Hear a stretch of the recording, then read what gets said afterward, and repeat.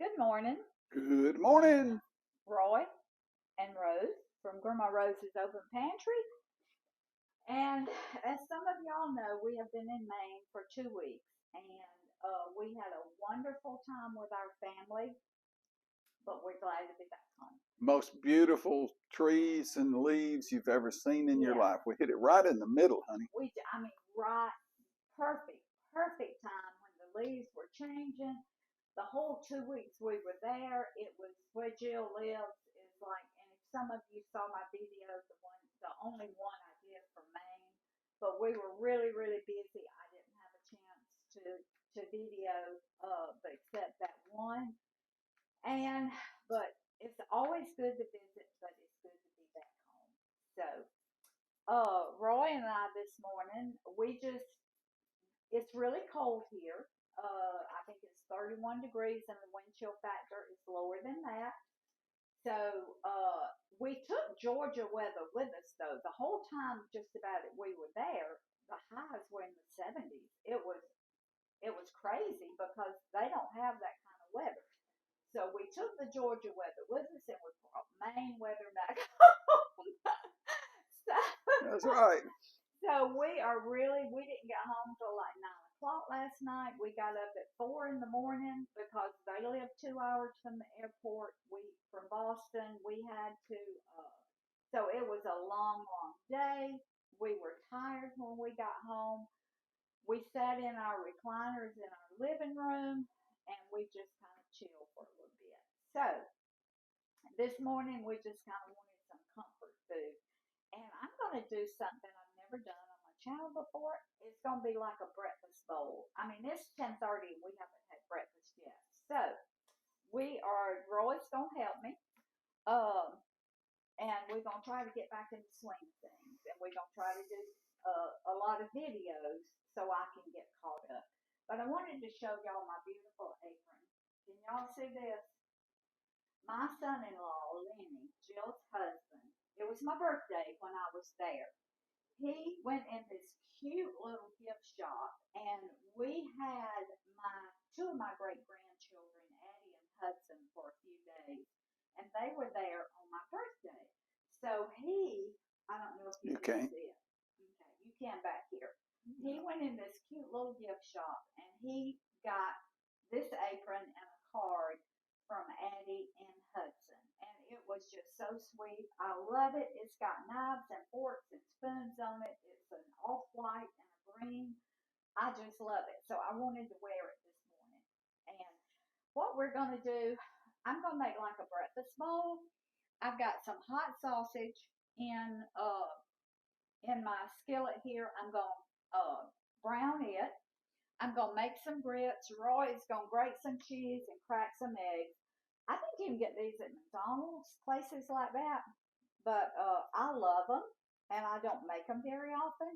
So he's going to be grating the cheese and crack the eggs, and I'm going to be cooking the grits and the sausage.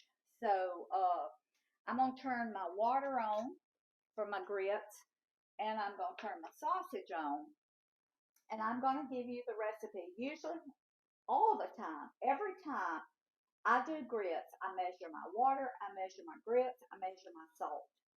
That way, they turn out the same way every time. Now, some people don't. They just put their water in and whatever. I do not because grits are temperamental sometimes. And so I'm going to be putting 3 cups of water in my boiler. Now, I go ahead and put my grits in when my water is cold. And I put a 1/4 cup of grits for every cup of water. And I'll sprinkle that in. So I've got 3 cups of water, and I'm going to do 3/4 cups of grits. That's 3 1/4 cups. Okay? And I do 1 teaspoon of salt for that 3 cups. All right? And when it's coming up to temp, I use a whisk. I always use a whisk to keep it from lumping when it's coming to a boil. Okay? And to that, I'm going to add a half a stick of butter. And I've got softened butter in here. Okay. All right, we're just going to let this start boiling, and I'm going to keep it whisked now the whole time that it's coming up to a boil. When it starts to thicken, then I'll use the same spoon that I got my butter out with, and I will keep it stirred. Now, you have to keep, if you don't cook grits very often, you have to keep grits stirred or they will stick to the bottom. So, Roy, you can go ahead, and I had a little bit of shredded cheese in the fridge, so we're going to use that. You can shred about a cup and a half of cheese. All right. And then he's going to crack my eggs. My sausage has started coming up to temp. Now, this is hot sausage. This is what I had in the freezer. And we like hot sausage. So, this particular brand, I'm not sure what brand it is, but it's not extremely hot. Some of it you get really, really hot. So, I'm going to let my grits come up to a boil, stirring them, whisking them the whole time. I'm going to let my sausage brown. Then I pour the grease off. And my grits, now these are not old-fashioned grits. These are like, it says on the, these are quick grits. I don't know if they're Jim Dandy or Aunt Jemima, but it really doesn't matter what your name brand is. Honey, be careful. Y'all see this? When I was at Jill's, we were making a dish or something, and she had a little piece of Parmesan cheese, and I was grating it on like a Pampered Chef grater. I'm used to mine.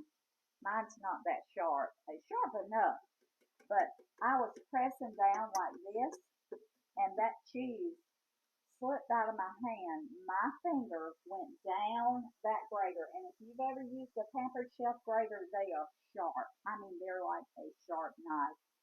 So what I did, it got me here and just peeled the skin back, and it cut part of my thumbnail off.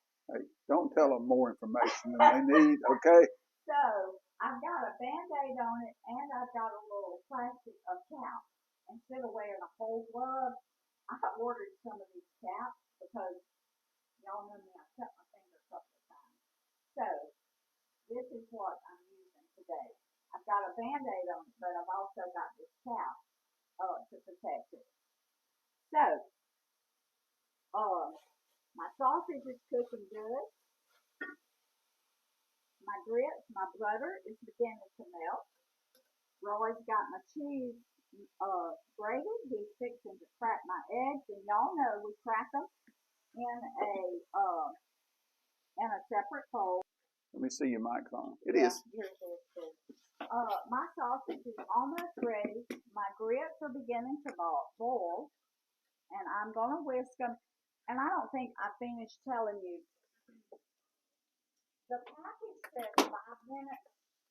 I cook mine about 15 or 20 minutes. Now, if you get the old-fashioned grits that aren't the quick grits, sometimes you have to cook them 30 minutes, 30, 35 minutes. But we like these just as well. So I get what they call quick grits, and then I'll cook them 15 or 20 minutes because they are better. They're still, I have found that they're still a little grainy if you only cook them the 5 minutes like they say. And so I always cook mine 15 or 20 minutes. So, and I have found that the way I do it, they're perfect. So, Roy's got our eggs cracked. My sausage is ready, and there's very little grease in here, so I'm not going to have to drain it. Okay, I'm going to pour my sausage up, and then I'm going to cook my eggs in the same skillet that I'm cooking my sausage. So, all we got to do now is wait on our grits, and I'm not going to cook my eggs until my grits get ready.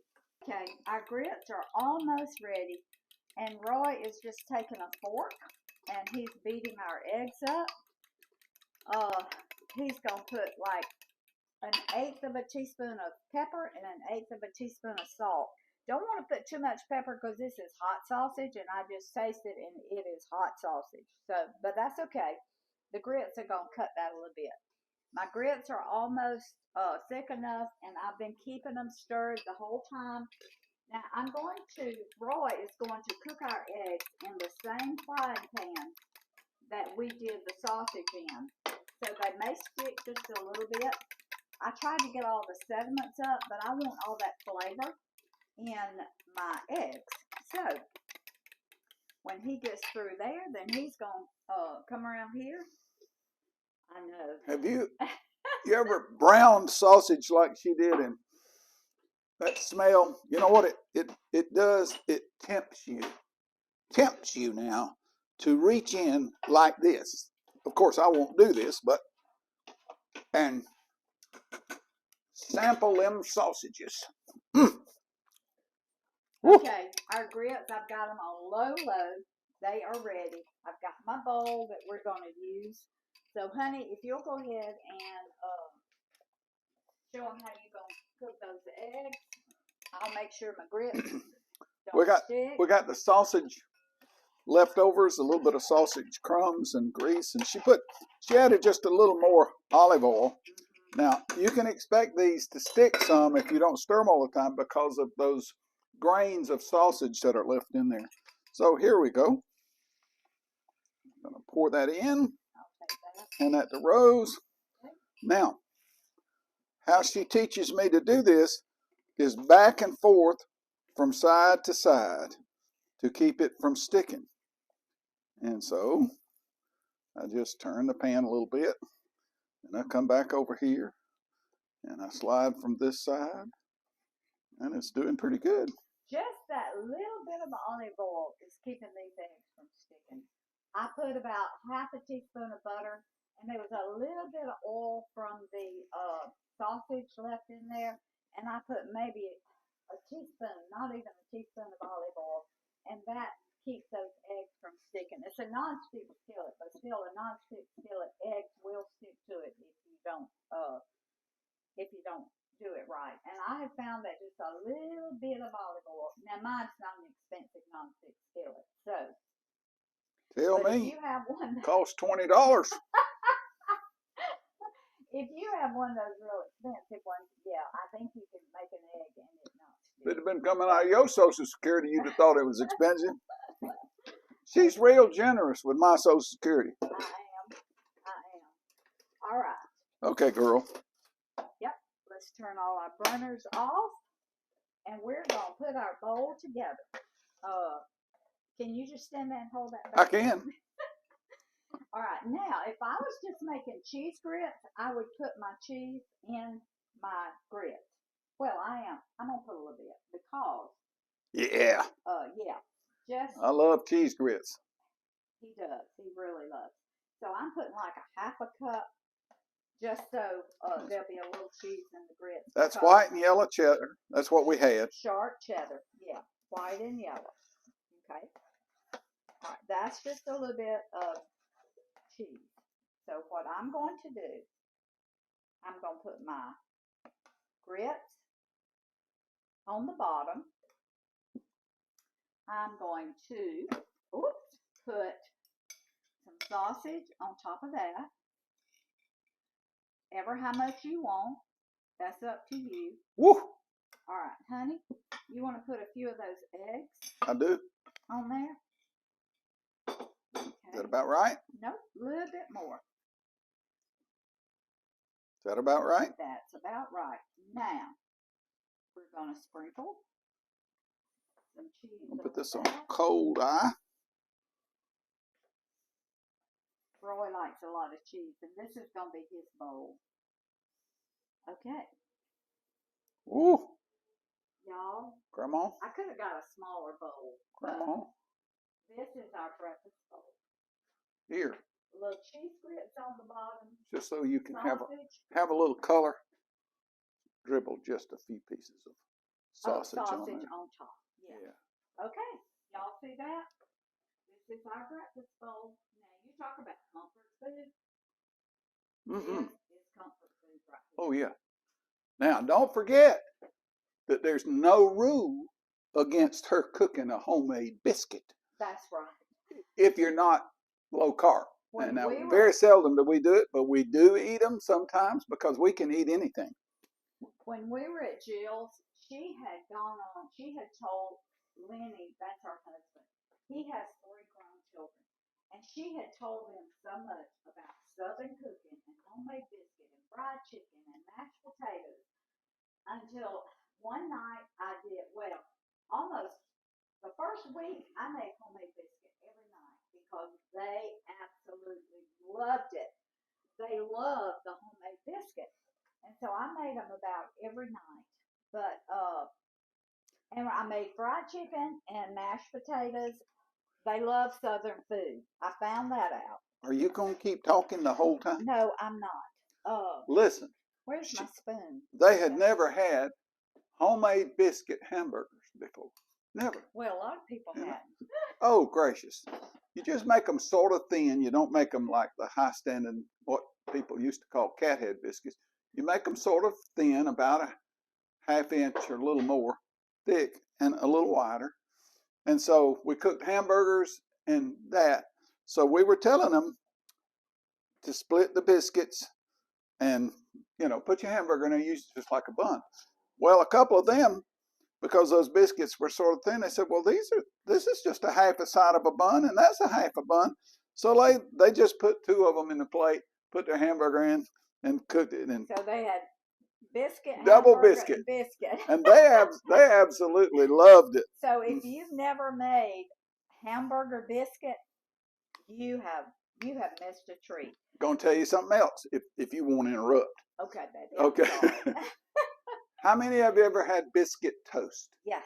Tell them, Grandmama. Oh my, y'all! I had to make extra biscuit every day because Jill loves biscuit toast. You take leftover biscuit, you split them in half like this. You put butter on them. You put them in the oven and you toast them. Not till they're rock hard. You just toast them until they're toasty brown on top, and then you put jelly, preserved, or honey on top of that. Jill ate it every morning that we were there, and I think she had eaten the last one the day we left. And all right, Grandmama. Okay, honey. Y'all. Whoa, this is good. Now, if you don't like heat, don't get the hot sausage. Don't get hot. Get the regular or the mild or whatever. This is so good. This is so comforting on a cold morning like this. Just getting home from vacation, 2 weeks. This is really, really good. Isn't that good? If you guys out there got a lot of deer, buy these sausage and mix them 1 to 1 or 1 to 2 with a pound of deer meat. Deer sausage. And 1 or 2 pounds of whichever way you like it. But it's delicious. This is good. It may be because you have starved me all morning telling me I could eat it, the video. It may be. Okay, thank y'all for joining us this morning. This is Southern food. It's good to be back home in my kitchen. And love y'all. Food feeds the family, family feeds the heart, God feeds the soul. But good back in comfort food. So I love y'all, and hit that share button, hit the subscribe button, the little notification bell. Please share this video. I'm almost at 1,400. I'm sorry, 1,400 subscribers. And since I didn't put a video on for 2 weeks, it's kind of slowed down a little bit. So y'all will help me out. I surely would appreciate it, and I will probably catch y'all tomorrow. And remember to pray for suffering people around the world. Here in the United States and other places too. Love everybody.